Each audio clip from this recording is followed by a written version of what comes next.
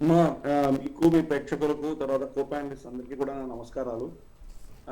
అమ్మా దాన్ని ఫస్ట్ మనం టర్మినాలజీస్ చాలా కీలకం అమ్మా. హ్మ్. దాన్ని పిఓకే అనరాదు, పిఓజేకే అని పిలవాలి. ఓకే. ఎందుకంటే కశ్మీరీ భాష మాట్లాడే ఒక్క గ్రామం కూడా వాళ్ళ చేతిలో లేదు. హ్మ్. అన్ని హ్మ్. మన దగ్గర ఉన్నాయి.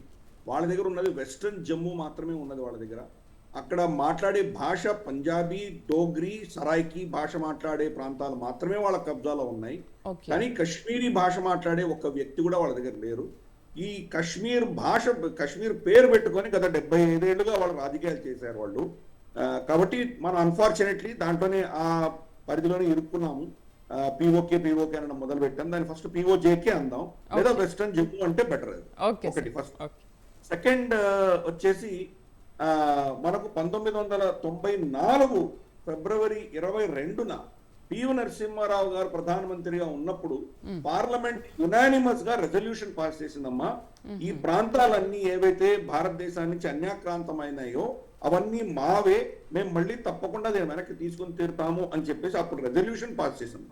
ఓకే. కాబట్టి మన రాజ్యాంగంలో కూడా, మన కాన్స్టిట్యూషన్ లో కూడా చాలా స్పష్టంగా ఈ ప్రాంతం అంతా రాజా హరిసింగ్ ఏ ప్రాంతాలైతే మనకు ఇన్స్ట్రుమెంట్ ఆఫ్ అక్సెషన్ ద్వారా ఆయన మనకు అప్పచెప్పారో అవన్నీ కూడా మా భూభాగాలు, దీంట్లో కన్ఫ్యూజన్ లేదు అని చాలా స్పష్టంగా చెప్పాం. హ్మ్.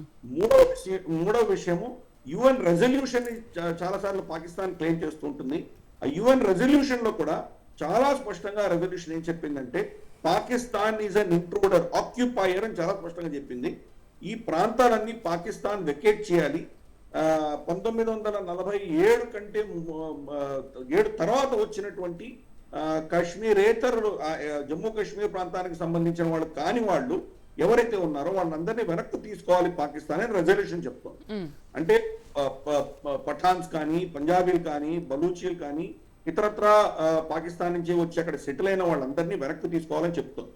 ఈ రెండు జరిగినప్పుడు భారతదేశానికి అది అప్పచెప్పాలి. భారతదేశం దాన్ని సెక్యూరిటీ నిర్ధారించిన తర్వాత, అక్కడ శాంతి నెలకొన్న తర్వాత ప్లెబిసైట్ చేయమని చెప్పి యుఎన్ రెజల్యూషన్ చెప్తోంది.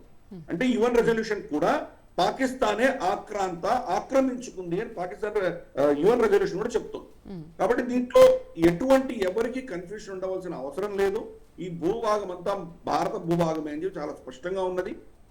హోంమంత్రి ఆర్టికల్ 370 అధికరణ సవరణ చేసిన తర్వాత రాజ్యసభలో ఎప్పుడైతే ఆ స్టేట్ ని వాళ్ళు యూనియన్ టెరిటరీగా మార్చేటువంటి రెజల్యూషన్ తీసుకొచ్చినప్పుడు అప్పుడు కూడా చాలా స్పష్టంగా చెప్పారు, ఇది మా భూభాగం, ఈ భూభాగం భారత భూభాగం, దీనికోసం రక్తమైన చింతించడానికి సిద్ధంగా ఉన్నామని ఆయన అప్పుడు స్టేట్మెంట్ కూడా చాలా ఫేమస్ అయింది, మనకు తెలుసు.